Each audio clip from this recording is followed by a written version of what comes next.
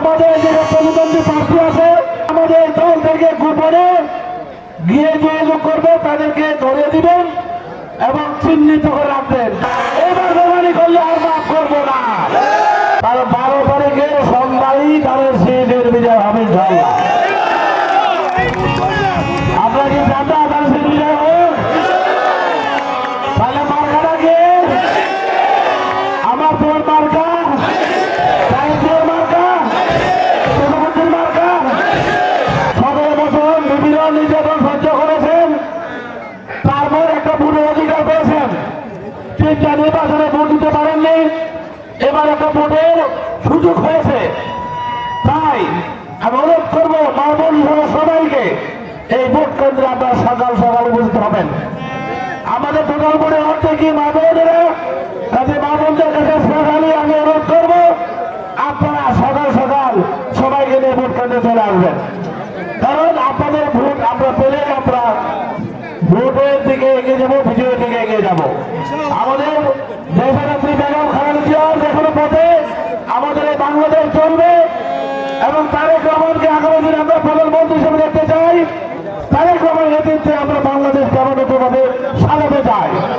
17 বছর লন্ডনের বাড়িতে থেকে আপনাকে আমাকে ঐক্যবদ্ধ রেখেছেন এবং ঐক্যবদ্ধভাবে আন্দোলন করে বৈষম্য বিরোধী ছাত্র আন্দোলন আমাদেরকে যুগ দিয়ে আমাদেরকে একটা আন্দোলনের মাধ্যমে এই বাংলাদেশ থেকে শেখ হাসিনাকে বিদায় করতে সফল হয়েছে। আন্দোলনের মাস্টার মাইন্ড, আগামী প্রজন্মের রাষ্ট্রনায়ক, আগামী প্রজন্মের প্রেরণা শহীদ প্রেসিডেন্ট জিয়া রহমানের উত্তরসূরি বিএনপির চেয়ারপারসন তারেক রহমান সাহেবকে আমরা যদি প্রধানমন্ত্রী বানাতে চাই তাহলে রাইফা থেকে তারেক শীষকে বিজয়ী করা ছাড়া আর বিকল্প কোনো পথ নাই। দেখেছি আমাদের যে প্রতিদ্বন্দ্বী প্রার্থী আছে আমি তাদেরকে ছোট করে দেখবো, তবে যারা আমাদের দল থেকে গোপনে গিয়ে যোগাযোগ করবে তাদেরকে ধরে দিবেন এবং চিহ্নিত করে রাখবেন। কারণ কিন্তু জায়গা হবে না আমাদের কাছে। অভিযোগ যত মাপ আছে মাফ করবে, কিন্তু এবার বেমানি করলে আর মাফ করবো না। আজকে এখানে সমাবেশ হওয়ার জন্য অনেক আগে থেকে তারিখ ঘোষণা করা হয়েছিল। গতরাত্রে এই ইউনিয়নের সভাপতি সেক্রেটারি আমার কাছে গেছেন অনেকদিন পরে। কিছুদিন আগে আমরা যখন এখানে সমাবেশ আরো গণসংযোগ করতে লেগেছি, ওনারা আনন্দ করতে কক্সবাজার লেগেছিলেন।